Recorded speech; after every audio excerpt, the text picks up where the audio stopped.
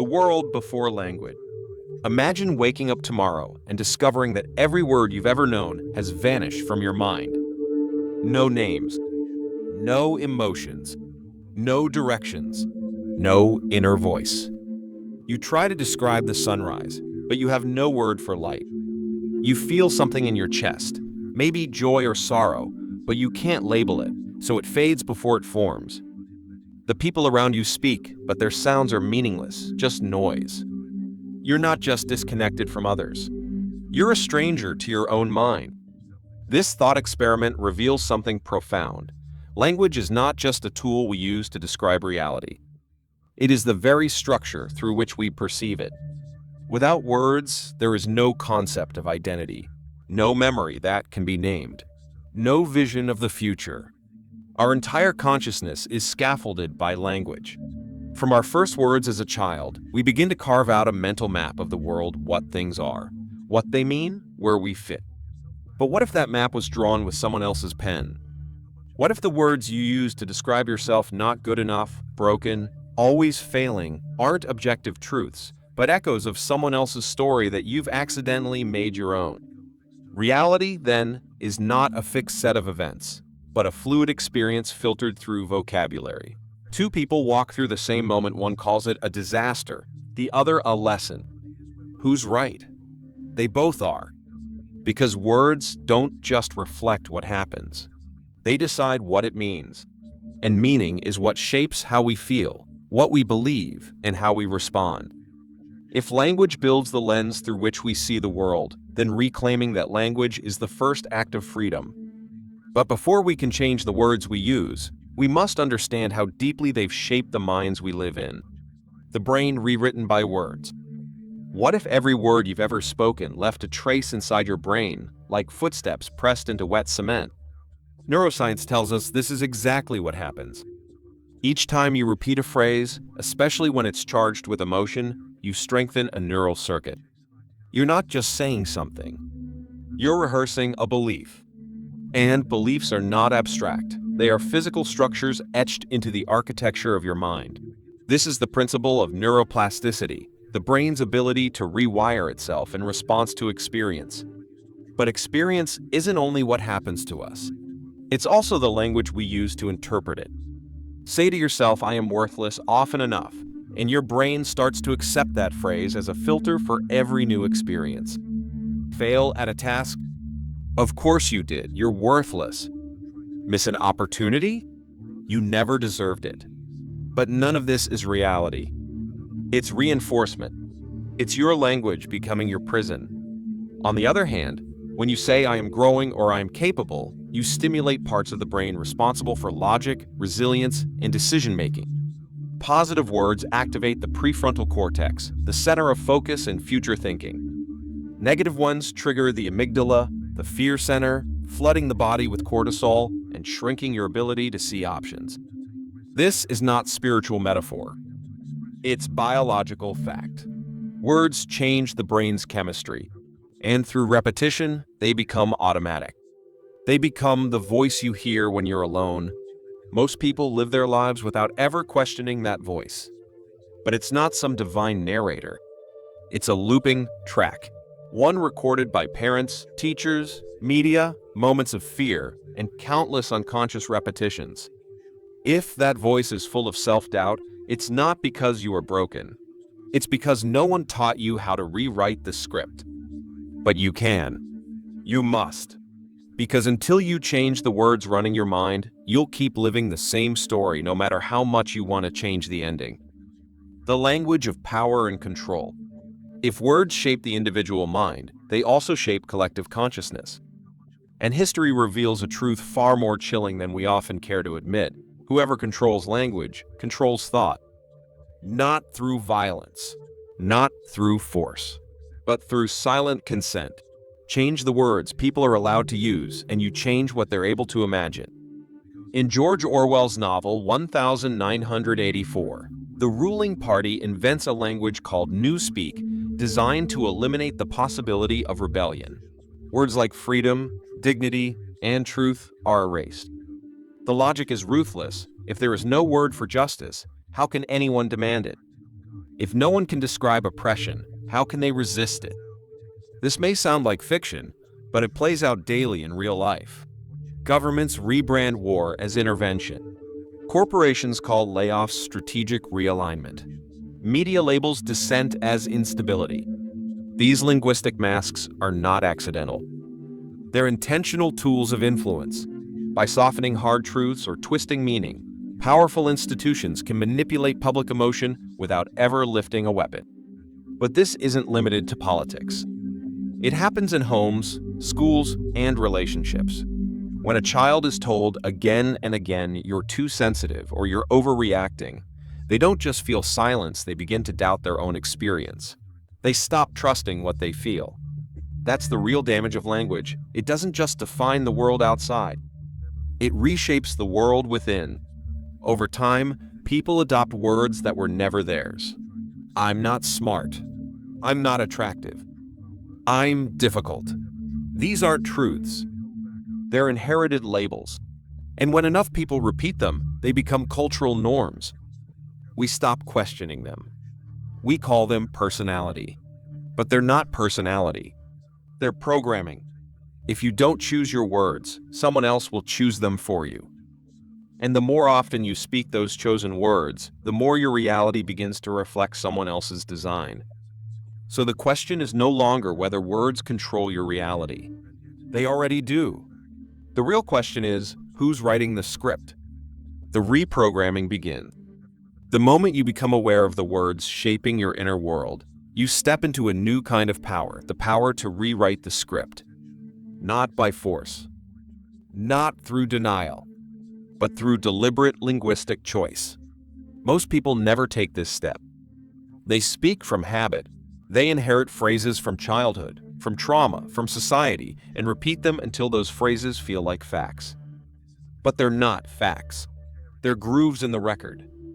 And unless you lift the needle, the same song will keep playing. The first act of reprogramming is awareness. Begin by observing your internal dialogue, without judgment, like a scientist studying a wild mind.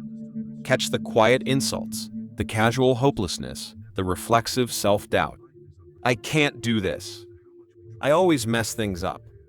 No one cares what I think. These aren't random thoughts. They're linguistic patterns.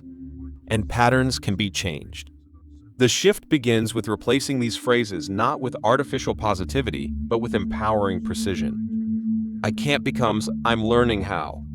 I always fail becomes I'm building resilience. No one cares becomes I am learning to value my voice. These changes may seem small, but their neurological impact is massive. Each phrase triggers a new neural response, forging unfamiliar but powerful connections. And the more you use these new phrases, the stronger those pathways become. You are not lying to yourself. You're choosing language that aligns with your desired reality, not your inherited limitation. And when you attach emotion to these new words, when you feel them deeply, speak them with conviction, they become real. The brain encodes emotional intensity. That's why a single compliment can linger for years, while countless facts fade. Language with feeling is language with force. You don't need to wait for external change. You change first through the words you choose to speak, especially when no one is listening. Because those private phrases become your public life. Speaking into reality. Every sentence you speak is a spell. And like all spells, it carries intent. Most people speak reactively. They narrate life as it happens, like passive observers. This day is awful. Nothing ever works out. I knew I'd mess this up. But what if your words didn't just reflect your reality, but created it? Science confirms this isn't wishful thinking. The brain responds to language as instruction. Say this is impossible, and your problem-solving centers shut down. Say what's the first step, and those same regions light up. The body follows the voice. And over time, the voice determines the path. Think of the difference between saying I have to do this and I get to do this. One sounds like obligation. The other, opportunity. Same action. Different experience. Because words don't just change how you think, they change how you feel. And emotions are fuel. They power behavior. They guide memory. They determine whether you give up or go on. This is why elite performers obsess over self-talk. They don't leave language to chance. They use it to prime their minds for courage, clarity, and control. And it's not just about motivational mantras. It's about precision. Instead of saying I'm overwhelmed, they might say I'm facing a lot, but I'm managing. Instead of I'm stuck, they say I'm in a period of reflection. These shifts may seem subtle, but they create space. They keep doors open. And in psychology, the difference between despair and hope often comes down to whether or not a door seems open. That's the power of reframing. You don't change the event. You change the meaning. And meaning determines motion. Speak as if your words are building the path ahead because they are. And if you don't choose that path, your past will choose it for you. Language becomes legacy. So speak not just with awareness, but with intention. Every phrase is a brick in the future you're building. The words that wound and held. Not all wounds bleed. Some enter quietly through the ear and stay hidden in the heart for decades. A single sentence spoken by a parent, a teacher, a stranger can echo through a lifetime. You're not enough. You'll never succeed. Why can't you be more like them? These aren't just insults. They are injections of identity. And once embedded, they shape everything. How you speak, how you try, how you dream. But if words can wound, they can also heal. And the most powerful medicine is often the simplest. I believe in you. You matter. You can. These phrases don't just sound nice. They change chemistry. Encouraging words lower cortisol, the stress hormone. They elevate oxytocin, the bonding hormone. They activate regions in the brain associated with trust, focus, and emotional safety. In contrast, critical or harsh words can cause real, measurable damage, raising heart rate, shrinking problem-solving capacity, and creating an internal atmosphere of danger. And it's not only the words others speak to us, it's the words we speak to others. Your voice is a transmitter. Every time you speak, you either build someone or break them. A child praised for effort grows up with grit. A colleague acknowledged for their strengths gains courage to rise. But a friend dismissed in a vulnerable moment might carry that silence as shame. Language is never neutral. It either uplifts or erodes. That's why the most successful leaders, healers, and visionaries don't just speak well, they speak with care. They understand the hidden weight of a single sentence. And more importantly, they choose that weight consciously. So ask yourself, what tone fills the spaces around you? Do your words give light or cast shadow? Do they create safety or summon fear? And when you speak to yourself, are you a critic or a coach?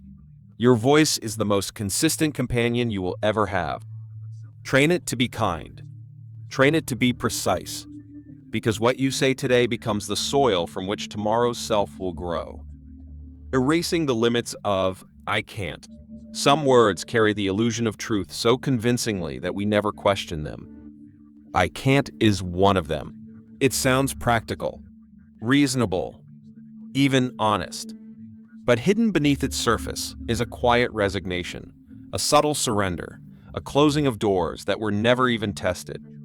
When you say I can't, your brain stops looking. It stops solving. It stops imagining. You've handed over your potential to a phrase. But here's the secret most of the time. I can't doesn't mean what we think it does. It often means I don't know how yet, or I'm afraid to try, or I don't want to face failure again. These are real feelings, but they are not facts. And they don't deserve to become your boundaries. When you replace I can't with how can I, everything changes. That single shift turns finality into curiosity. It invites creativity back into the room. The same is true for I'll try. On the surface, it sounds committed, but listen closely, it's slippery. I'll try leaves a back door open. It allows failure to creep in before action begins. It signals doubt to your subconscious and hesitation to others. Instead, say I will, even if you don't yet know how. Because there's power in decision. There's energy in declaration. And when you say "I will," your brain begins to align with action. But perhaps the most dangerous phrases of all are those that attach limitation to identity. I'm just not confident. I'm bad with people. I've always been anxious. These aren't observations. They are anchors.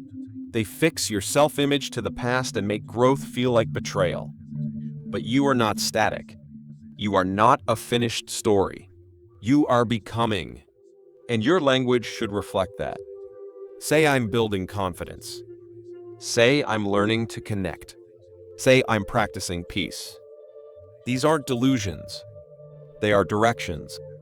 And every time you speak them, you take one more step toward who you could be if you stopped arguing for who you've been. Negation and the trap of what you don't want. There's a hidden flaw in how most people use language. It slips through unnoticed, disguised as clarity or intention, but in truth, it's sabotage. We speak constantly about what we don't want. I don't want to be broke. I don't want to feel anxious. I don't want to be alone.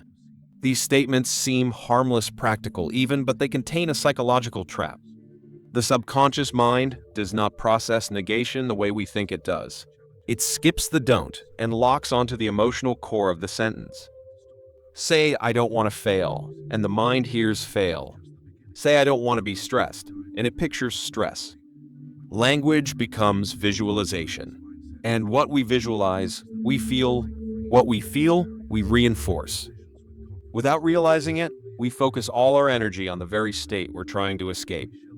It's like driving a car by staring into the rearview mirror. You're looking at what you fear and heading straight toward it. But there is a better way. Instead of framing your life by avoidance, frame it by desire. Don't say I don't want to be tired. Say I'm building energy. Don't say I don't want to be lonely. Say I'm cultivating connection. These shifts matter.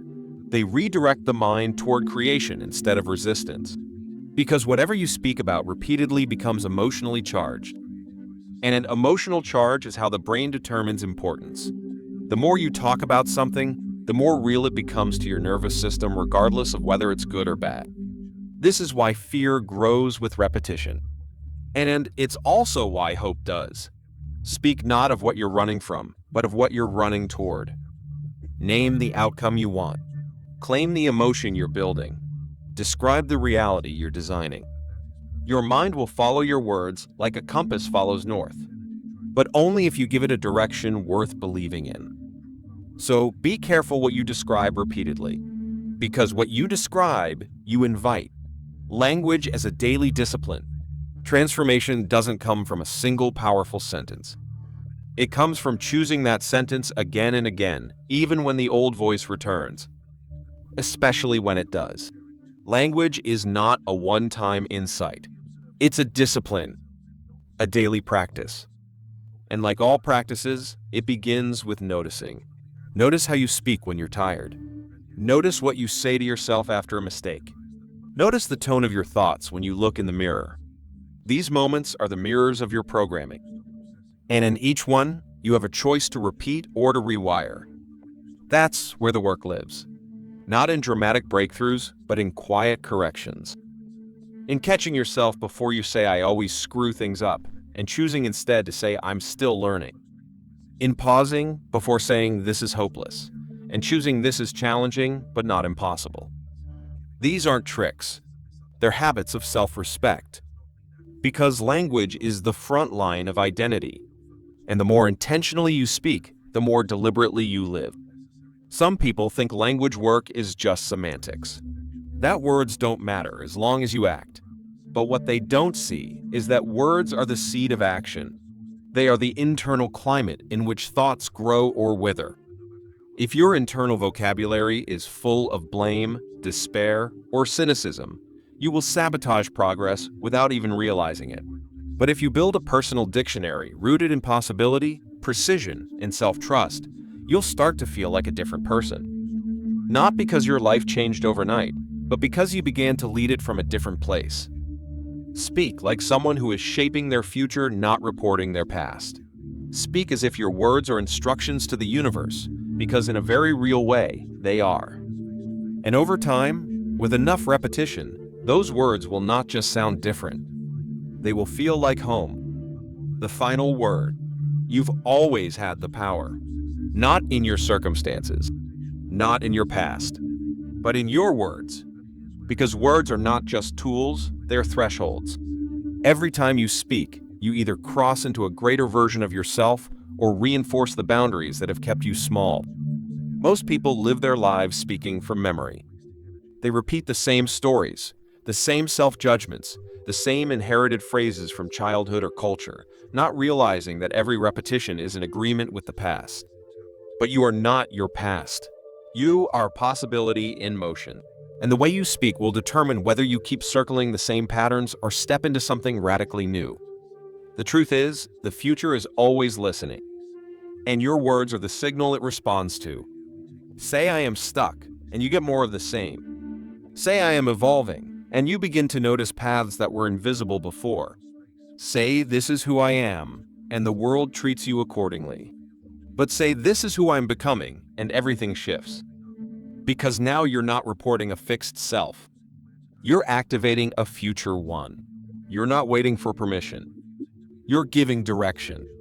And that shift, subtle, internal, linguistic, is where transformation begins. So here's the final invitation. Speak as if your voice matters. Speak as if the universe is taking notes. Speak not from fear, but from vision. Let your language be filled with intention, not imitation. Every sentence you form is a brushstroke on the canvas of your life. Choose the colors carefully. Name the light. Stop saying what you don't want. Start saying what you are creating. Stop repeating who you were. Start narrating who you are ready to become. And when in doubt, pause, breathe, and begin again with better words. Because your voice is not just an echo of where you've been. It is the architect of where you're going. Now go build something worthy of your becoming. And if this message resonated with you, take a moment to share it. Speak it forward. Let it ripple. Because just one word spoken with clarity, with courage, with care, can change not only your life, but the life of someone listening.